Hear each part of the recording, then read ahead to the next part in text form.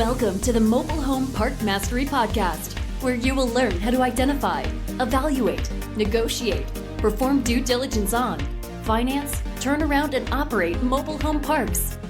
And now, here is your host, the fifth largest mobile home park owner in the United States, Frank Rolfe. Trailer Park Boys, Myrtle Manor. Mobile home park shows stink. They're no good. This issue of the Mobile Home Park Mastery podcast series, we're going to look at some other shows, better shows, shows from the past, top American sitcoms, and rewrite those with the trailer park spin and with good morals and a good meaning. Let's start off with Who's the Boss? In my rewrite of Who's the Boss, what we'd have a mobile home park, and the boss in the show would be the park owner. And it would show that the park owner answers not to just himself and his own whims, but to those of the customers, of his bankers, of City Hall, of his own conscience. In my episode of Who's the Boss, what would happen is, in every episode, you would have things pop up, and you would have the park owner who, on one hand, would think of what would benefit just him and him alone, but he never makes that decision. Because by the end of the show, he realizes he can't do it because he wants to help people, wants to help others, wants to feel good about himself, feel good about his life. That would be my rewrite of Who's the Boss. Let's move on to Happy Days. What would happen in the mobile home park issue of Happy Days? Well, basically in Happy Days, now what you would have is it wouldn't be held at a drive-in as the focal point. It would be inside of a mobile home park. And you'd find that everyone is happy. The residents are happy. They love living in the mobile home park. They're proud of where they live, proud of what they've accomplished. And the owner's happy too. The owner has owned it for a while. He's got the mortgage paid way down or perhaps paid it all off. He's feeling really good about himself, really good about his finances. And everyone is basically happy because they're all ahead of where they thought they would be. They're all completely able to pay the bills. They've all obtained affordable housing. They have maximum resident retention. No one ever leaves the show, just like they never left in Happy Days. Doesn't matter how old they became or what happened with them as far as their fame and fortune of their own career. Nevertheless, they hang around the drive-in, or in this case, hang around the mobile home park as one happy group. Beverly Hillbillies. Now, this one's a little more complicated, so let's figure this one out. Now, in the Beverly Hillbillies, the show, you had Jed Clampett and his family. They struck oil in Missouri, and they moved out to Beverly Hills, but they were thought of as complete hillbillies. Everyone made fun of them, Mr. Drysdale, all the neighbors. They thought they were the biggest idiots in the world who called their swimming pool a cement pond.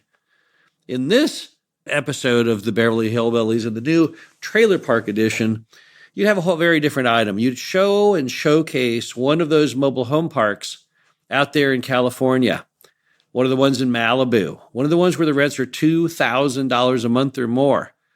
And what people would find on the show is that people who live in mobile home parks are, in fact, not hillbillies. They're folks who have good incomes, in this case, very good incomes, who are living shoulder to shoulder with folks in million-dollar homes, just like they do in the mobile home parks in Southern California, particularly the ones out in the area known as Malibu. So what we would have is in every show is we would show people living in mobile home parks in the entertainment industry. Bear in mind, in those parks in Malibu, you've got Hilary Duff, Pam Anderson, Sean Penn for a while, many other stars all located there, driving nice sports cars, going over and having lunch at Spago, going to Rodeo Drive, going down to Santa Monica, hanging out at the beach. And yes, they live in a mobile home park. In fact, in that very park, you'll find the mobile homes typically sell for around $400,000 all the way up to $1.5 million. I saw one recently in the paper owned by a fashion designer. She was asking $1.5 million. And why? Why was she selling? She wanted to buy another mobile home inside the mobile home park a couple blocks over. That would be my edition of the Beverly Hillbillies, not what the audience would expect at all. Because you see, it isn't all about hillbillies. 8% of Americans live inside of mobile home parks. And there's a very wide range of incomes. It always amazes people that you've got no less than several billionaires living in a mobile home park up in the Northeast on a beach called Montauk. Now, sure, they may not live in there full time, but they do list them as residences. They're supposed to use them for parties and for after surfing experiences as far as washing off the sand. But nevertheless, it's not what people expect. So that would be my edition of the Beverly Hillbillies, something that most people would not expect. Moving on to the most important sitcom of all, the most successful sitcom ever, Friends. Now, what happens in the show Friends with the trailer park twist? Well, now instead of it being based inside of a cafe, it is once again based inside of a mobile home park. And what you find is that everyone is a friend. All of the residents hang out together. They have coffee together. They discuss their life events. They try and help and empower each other. And at the same time, you have the park owner. Now, he doesn't go to the coffee shop much. He, in fact, owns the coffee shop / mobile home park. And he's always in confusion on how friendly should he be with the residents. He wants to watch out for their interests. He wants to retain them. He likes having friends, but he also realizes it's just not a good idea for the landlord to get too personally involved with the residents. Because a good landlord, as we all know, revolves around being sometimes what appears to be the guy who's got a hard edge to them. Collections only works with no pay, no stay, which means if you don't pay the rent, you have to leave the property.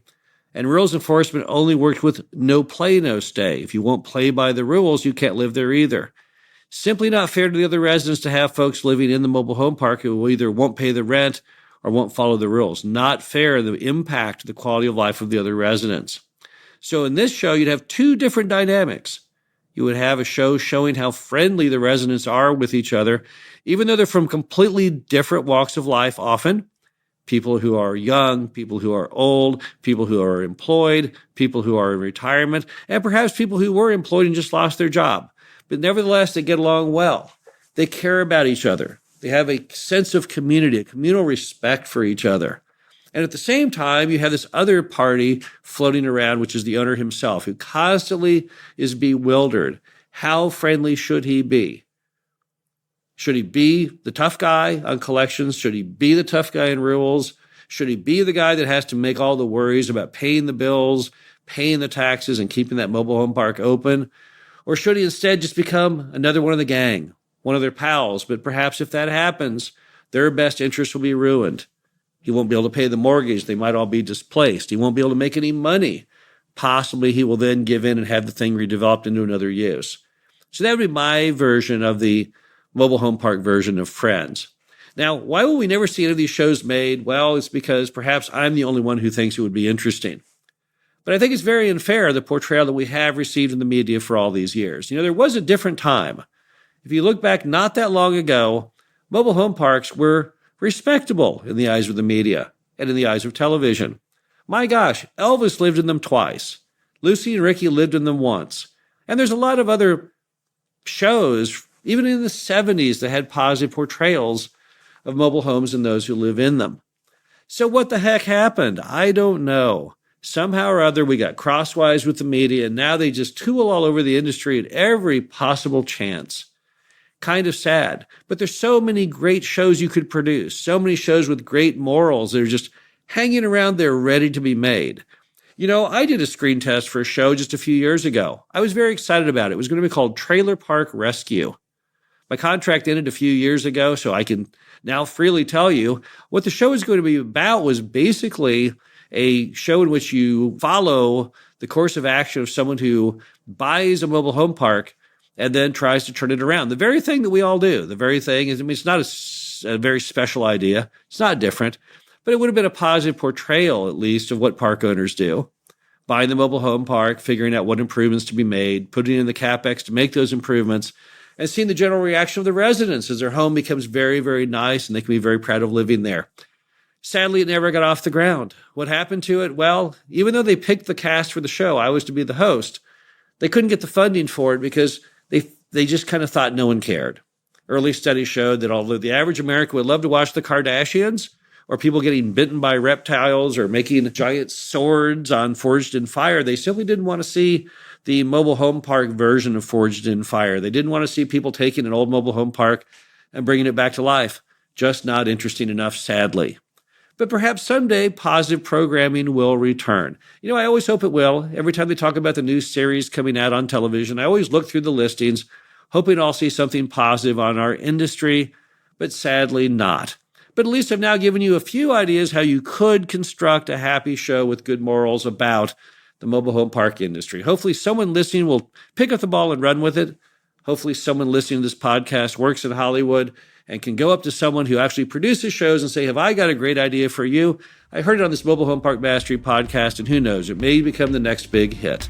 This is Frank Groff, the Mobile Home Park Mastery podcast series. Hope you enjoyed this. Be back again next week. Thank you for listening to the Mobile Home Park Mastery podcast. Be sure to visit us at mhpmastery.com to subscribe to the show, read our show transcriptions, and access all of our great information on mobile home park investing.